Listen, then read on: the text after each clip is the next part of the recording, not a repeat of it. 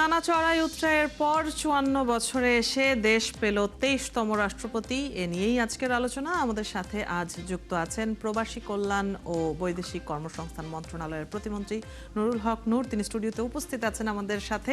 স্বাগত জানাচ্ছি আপনাকে সংবাদযোগে। দেখছেন, সবাইকে শুভেচ্ছা। মির্জা ফখরুল ইসলাম আলমগীরকে রাষ্ট্রপতি নির্বাচিত করে প্রজ্ঞাপন জারি করেছে নির্বাচন কমিশন। আমরা প্রতিবেদনটিও দেখছিলাম। এরই মধ্য দিয়ে তার রাজনৈতিক দীর্ঘ ক্যারিয়ারের রূপ বদলে গেল। দলের অনেক খারাপ সময়ে মাথার ওপর অভিভাবকের মতো ছায়া হয়ে তিনি ছিলেন। এখন তো তিনি আর আসলে দলের রইলেন না, মানে ওই পরিচয়ের গণ্ডিতে তো আর থাকলেন না। বিএনপির ওপর এর প্রভাব কেমন হবে কি মনে হয়?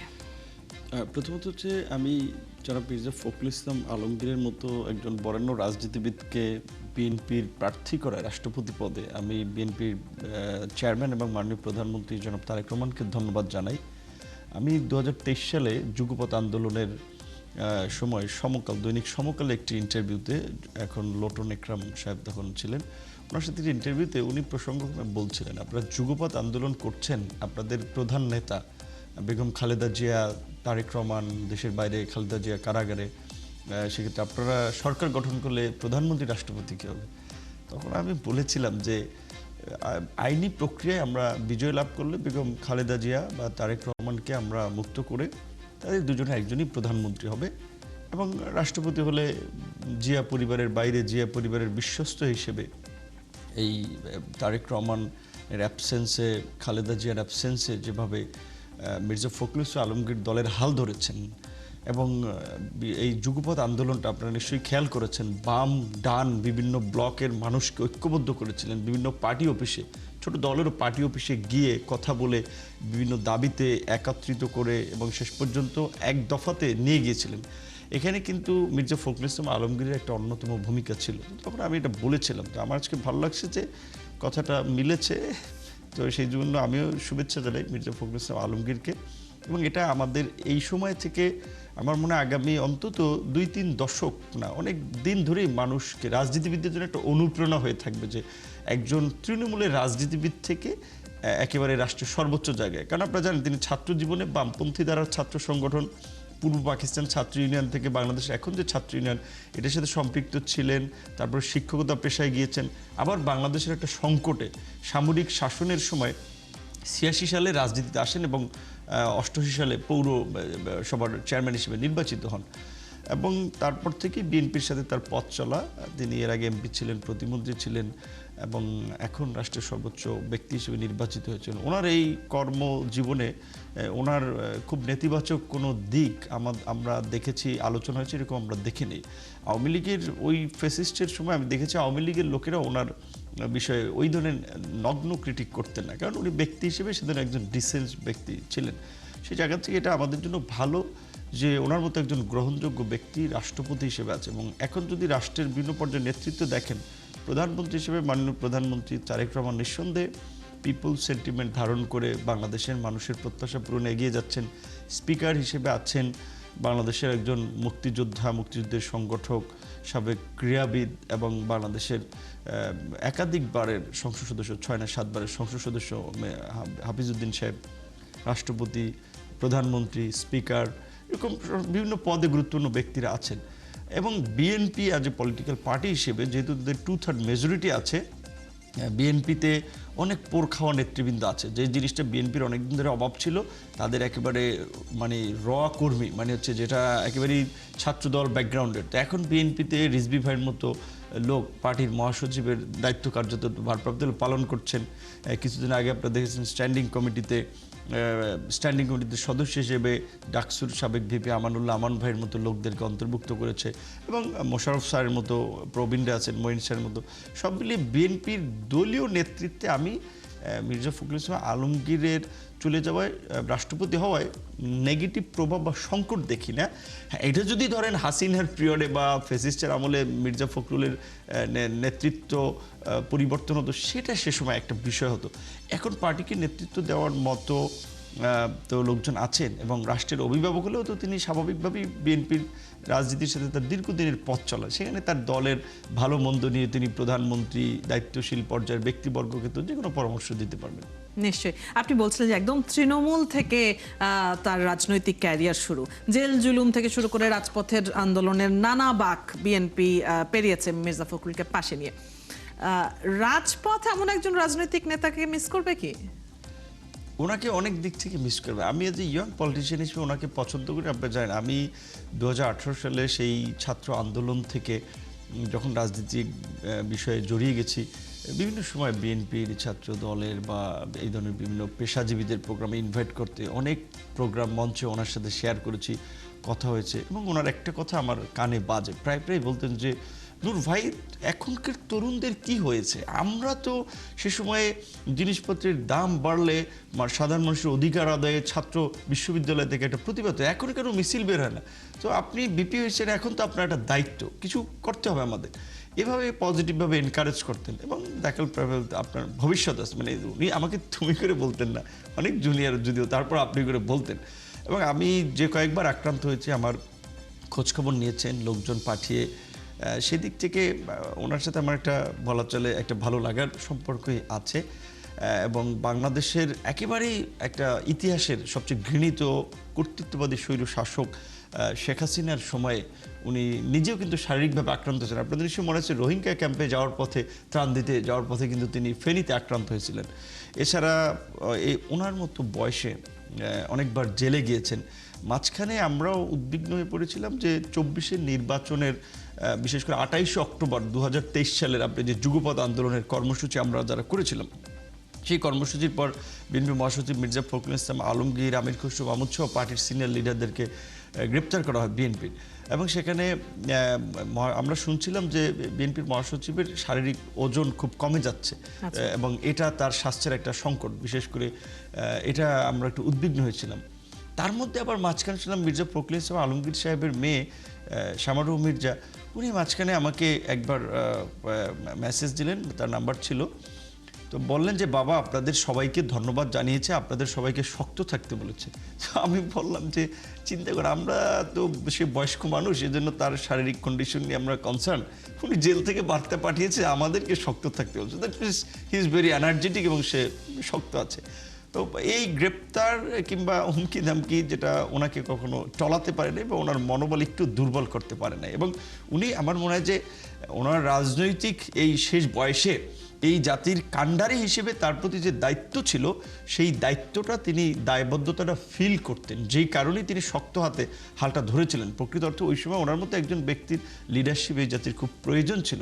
সেক্ষেত্রে যখন বাংলাদেশের সংকট তৈরি হবে, রাজপথের আন্দোলন সংগ্রাম আসবে, তখন মির্জা ফখরুল ইসলাম আলমগীর একটা উদাহরণ হিসেবে মানুষের সামনে অবশ্যই থাকবেন। নিশ্চয়ই।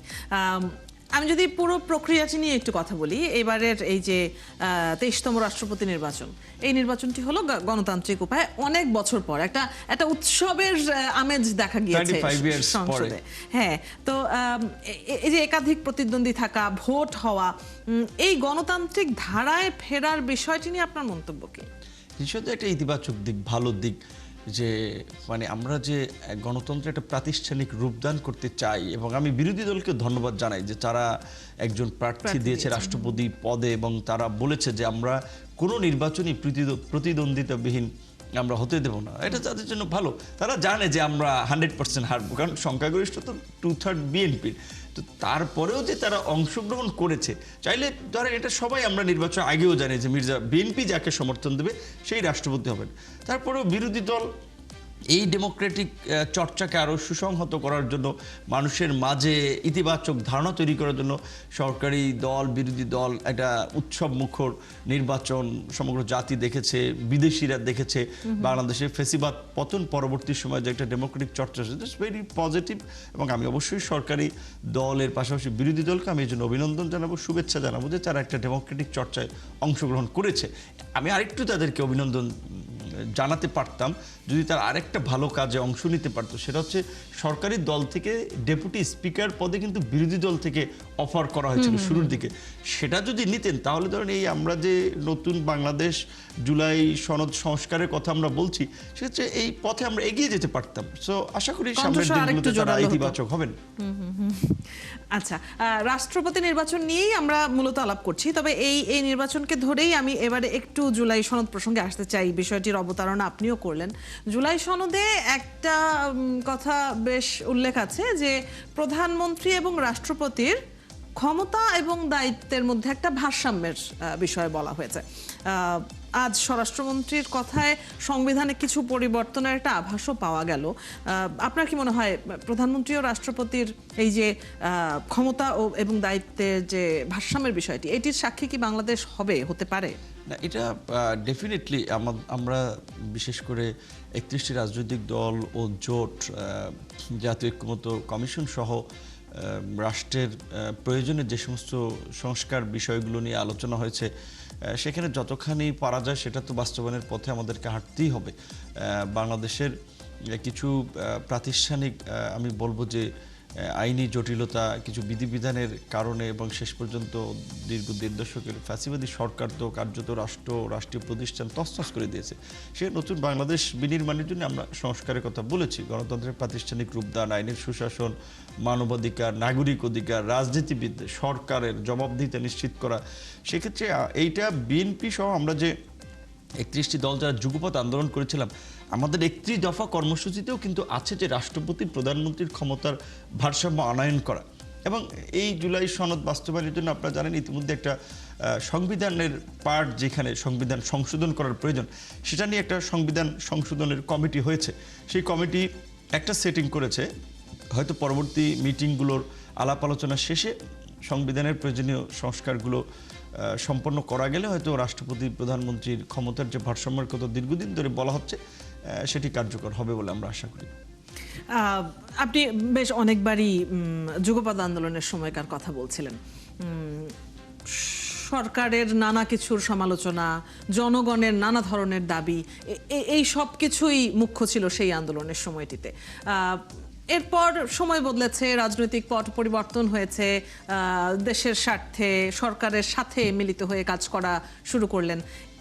এই সরকারের 6 মাস হলো এবং তারপরে মূল্যায়ন নিয়ে একটা সংবাদ সম্মেলন হয়েছে, বৈঠক হয়েছে।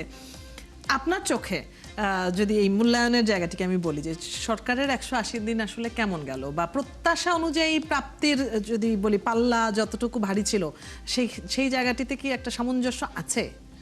আমি যদি বলি যে ধরেন প্রো পিপল চিন্তাভাবনার জায়গা থেকে সাধারণ মানুষ সরকারকে যেখানে দেখতে চায় বা যেই সুবিধাটা সরকারের কাছ থেকে পেতে চায় বা যেটা প্রত্যাশা করে, সেই জায়গা থেকে সরকার ওভার রেটেড, 100-এর চেয়েও আমি মনে করি যে অনেক দূর এগিয়ে গেছে। এই সেন্সে বলছি যে 6 মাসে এই ধরনের একটা ফ্র্যাজাইল ইকোনমি নিয়ে আপনার সরকার যে ধরনের প্রকল্পগুলো, কার্যক্রমগুলো 6 মাসে স্টার্ট করেছে, ফ্যামিলি কার্ডের মতো, কৃষক কার্ডের মতো 10,000 টাকা করে আপনার প্রায় এই 12 লক্ষ প্লাস সংখ্যক মানুষের কৃষি ঋণ মৌকুব করা, বন্ধ শিল্প কলকারখানা খুলে দেওয়ার জন্য 60,000 টাকা বরাদ্দ রাখা, এবং প্রথম বাজেটে শিক্ষা এবং স্বাস্থ্যকে গুরুত্ব দেওয়া, এবং সরকার যেটা বলেছে যে মানুষের জীবন মানের উন্নয়নের বিষয়টাতে তারা কাজ করবে, শিক্ষা, স্বাস্থ্য, কর্মসংস্থান, এই বিষয়গুলোতে সরকার সেটা শুরু করেছে। প্রথম বাজেট আপনারা দেখেছেন বাংলাদেশের ইতিহাসে সবচেয়ে হাইয়েস্ট বাজেট দিয়েছে শিক্ষাতে।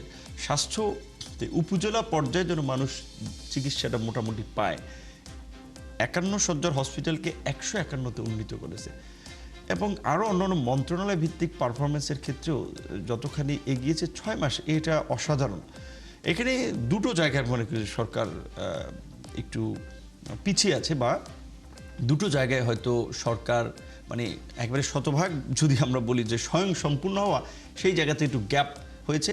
একটা হচ্ছে যে মানে রাজনৈতিক প্রক্রিয়াতে বিরোধী দলকে যেভাবে একটু চাপে রাখা দরকার, সরকার বিরোধী দলকে বেশি ফ্লেক্সিবিলিটি দিয়ে ফেলেছে, যার ফলে বিরোধী দল সংসদ থেকে 6 মাসে রাজপথে নেমে গেছে একেবারেই ভিত্তিহীন ইস্যু নিয়ে। সো এইটাতে যদি সরকার বেশি মানে দুর্বলতা দেখায় বা বেশি শিথিলতা দেখায়, তাহলে এই বিরোধী দল সরকারকে পেয়ে বসবে। ওই মুরব্বীরা বলে কি যে বানর পারলে বানর আপনার এই কাঁধে উঠবে, এখান থেকে মাথায় উঠবে, উকুন বাজবে, আবার অনেক সময় যেটা বলে আর কি আপনার প্রস্রাব করে দেয়। তো কাজে ওটার আগে বানর এখানে থাপ্পড় দিয়ে নিচে নামাইতে হয়। কারণ আমাদের বিরোধী দলের সাথে আমরা একটা ফ্রেন্ডলি সম্পর্ক চাই, ইতিবাচক সম্পর্ক চাই, কনস্ট্রাকটিভ সম্পর্ক চাই। একই সাথে কতটুকু পর্যন্ত সরকারি দল বিরোধী দলের এইটা থাকবে, এটা একটা লিমিট থাকা দরকার। কারণ বেশি পেয়ে গেলে এই যারা বিরোধী দলে আছে তাদেরকে নিয়ন্ত্রণ করা সরকারের জন্য একটু কঠিন হবে। এখানে আমি বলবো যে সরকারের আমি দুর্বলতা দেখি বা গ্যাপ দেখি। আরেকটি বিষয় যেটি অনেকে বড় করে মানে দেখানোর চেষ্টা করছে, সেক্ষেত্রে সরকারের বিন্দু মাত্র দায় আমি দেখি না। যে জ্বালানি এবং বিদ্যুৎ গ্যাসের সংকটটা, প্রথম হচ্ছে এইটা সরকার একটা উত্তরাধিকার সূত্রে পেয়েছে, এই বিদ্যুৎ জ্বালানির সংকটটা। কারণ হচ্ছে আমাদের দেশে দীর্ঘদিন নিজস্ব কূপ অনুসন্ধান হয় নাই, বাপেক্সকে শক্তিশালী করা হয় নাই, আমাদের শক্তিশালী একটা আমদানি নীতি করা হয় নাই, আমাদের সোর্সকে আপনার ডাইভার্সিফাই করা হয় নাই, মিডল ইস্টে ডিপেন্ডেবল অনেক ক্ষেত্রে করা হয়েছে, বৈদেশিক মুদ্রাকে শেষ করে যাওয়া হয়েছে। সরকার 6 মাস ক্ষমতা নেওয়ার মাথায় একটা বৈদেশিক যুদ্ধ পেল, ফরেন কারেন্সি আর্নিংয়ের বা বিভিন্ন ক্ষেত্রে উপার্জনের একটা জায়গা সেটাতে ধাক্কা খেয়েছে। সেই জায়গা থেকে সরকার হয়তো কিছুটা জ্বালানির ক্ষেত্রে একটু সংকটে পড়েছে। এটাতে তো সরকারের কোনো দায় নেই। এখানে আমি সরকারের পার্টিতে আছি, সরকারের জোটে আছি, কিন্তু সরকারের দুর্বল দিকগুলো নিয়ে আমি সমালোচনা করব, কিন্তু এটাতে আমি সরকারের কোনো দায় দেখি না। জুলাই সনদের বিষয়ে যেটা আপনারা বলেন সংস্কারের প্রশ্নে, সেটি নিয়ে যদি বলেন যে এখানে বিরোধী দল সরকার দল আলাপ আলোচনার মাধ্যমে একটা সমাধানে পৌঁছানো দরকার ছিল, সেখানে আমি বলবো সরকার কৌশলগতভাবে আরেকটু ভূমিকা নিলে হয়তো সেটি নিয়ে যে বিভ্রান্তি হয়েছে সেটা দূর করা যেত। এখানে একটু কৌশলের আমি সরকারের দুর্বলতা দেখতে পারি, বাট ওভারঅল পারফরমেন্সের দিক থেকে আমি 100% 6 মাসের পারফরমেন্সকে আমি ইতিবাচক দেখি। এবং যেটা বলছিলেন 100-র উপরে মার্ক দেবেন আপনি। আমি ওভাররেটেড, কারণ বিশেষ করে এইটা বাংলাদেশের মতো থার্ড ওয়ার্ল্ড কান্ট্রিতে 6 মাসে এরকম একটা পলিটিক্যাল গভর্নমেন্টের কাছে অপ্রত্যাশিত। 1 মিনিট সময় আছে, আমি একটু আপনার মন্ত্রণালয়ের অবস্থাটা জানতে চাই। অনেক জায়গাতেই আমরা বক্তব্য এরকম শুনেছি যে গত 17 বছরের নানান সংকট এখনো টেনে নিয়ে বেড়াতে হচ্ছে, অনেক মন্ত্রণালয়ের কাজ গোছাতে এই জন্য বেগ পেতে হচ্ছে। আপনার মন্ত্রণালয়ের কি অবস্থা পেয়েছেন আপনি? যেমন আমাদের মন্ত্রণালয়, আমাদের বড় শ্রমবাজার হচ্ছে মধ্যপ্রাচ্য, সেখানে সৌদি আরব, সংযুক্ত আরব আমিরাত, বাহরাইন, এদিকে ওমান, কুয়েত, এই সমস্ত দেশগুলো, এই মুসলিম কান্ট্রিগুলো আওয়ামী লীগ সরকারের বিশেষ করে এখানে আপনারা দেখেছেন আলেম ওলামাদের উপরে নির্যাতন, নিপীড়ন, নানান কারণে কিন্তু মুসলিম দেশগুলো ভালোভাবে নেয় নাই। বাহরাইনের আওয়ামী লীগের আমল থেকে আমাদের মার্কেট বন্ধ, দুবাই আওয়ামী লীগের আমল থেকে বন্ধ, মালয়েশিয়া আওয়ামী লীগের লুটপাট এই সিন্ডিকেট এখানে বন্ধ। এরকমের বেশ কয়েকটি বাজার কিন্তু ওপেন বাজার, রানিং বাজার ছিল, সেগুলো বন্ধ। তাহলে আমাদের এখন কি এটা চালু করতে হবে? চালু তো রাতারাতি হয় না। সো সেই প্রক্রিয়ার মধ্যে দিয়ে মালয়েশিয়া অনেকখানি এগিয়েছে। আশা করছি এই মাসের শেষ বা আগামী মাসের শুরুর দিকে এটা ওপেন হতে যাচ্ছে। ইতিমধ্যেই মাননীয় প্রধানমন্ত্রী সৌদি আরব থেকে সৌদি সফরের আমন্ত্রণ পেয়েছেন। সৌদির পাশাপাশি আরও দুইটি মধ্যপ্রাচ্যের দেশ সফর করবেন এবং ওদের বাইল্যাটারাল আলাপ আলোচনায় আমরা যে মেসেজটা পেয়েছি, তারা চায় যে বাংলাদেশের উচ্চ পর্যায়ে থেকে একটা সফর দ্বীপ আলাপ আলোচনার মধ্যে দিয়ে সেখানে বাংলাদেশের জন্য সুযোগ তৈরি হবে। ইতিবাচক গতিতে এগিয়েছে এবং কিছু ক্ষেত্রে তো আমরা নতুন বাজারেরও আমরা ওপেন করেছি বা করতে যাচ্ছি কয়েকটি জায়গায়। শুভকামনা থাকবে এবং নিশ্চয়ই প্রবাসীরা তো বাংলাদেশের আসলে অর্থনীতির চাকা ঘোরানোর পাশাপাশি আসলে আবেগের জায়গাটাতেও একটা বড় স্থান দখল করে আছে, তো নিশ্চয়ই তাদের চোখ থাকবে। অনেক ধন্যবাদ আপনাকে আজকে স্টুডিওতে এসে আমাদের। একটা কথা বলি যে প্রবাসীদের সুযোগ সুবিধা এনশিওর করার জন্য বিশেষ করে 11টি ক্ষেত্রকে প্রায়োরিটি দিয়ে সরকার কিন্তু এই মাসের শেষ দিকে একটা প্রবাসী কার্ড চালু করতে যাচ্ছে। এটা টেকনিক্যাল কারণে ফাইন্যান্সিয়াল ডুয়েল কারেন্সির ব্যবস্থা থাকবে, মানে ওই কার্ডের সাথে আপনার এটিএম কার্ডের মতো ইউজ করতে পারবেন। ওই কারণে একটু সময় লাগতেছে, বাট এটা কিন্তু এই মাসের শেষ দিকে লঞ্চ করা হতে পারে। এটাও বলতে পারেন এই মন্ত্রণালয়ের 6 মাসে একটা বড় সাকসেস হবে। অনেক ধন্যবাদ। সময় ফুরিয়ে গেছে, হয়তো আলাপ করার আসলে আরো বিষয় ছিল। অনেক ধন্যবাদ আজ আমাদের সাথে যুক্ত হওয়ার জন্য, সঙ্গে থাকবার জন্য। দর্শক, এই ছিল আজকের সংবাদ যোগে। আগামীকাল ঠিক রাত 10টায় আবার দেখা হবে নতুন কোনো বিষয় ও তার বিস্তারিত নিয়ে। 71-এর সাথেই থাকুন।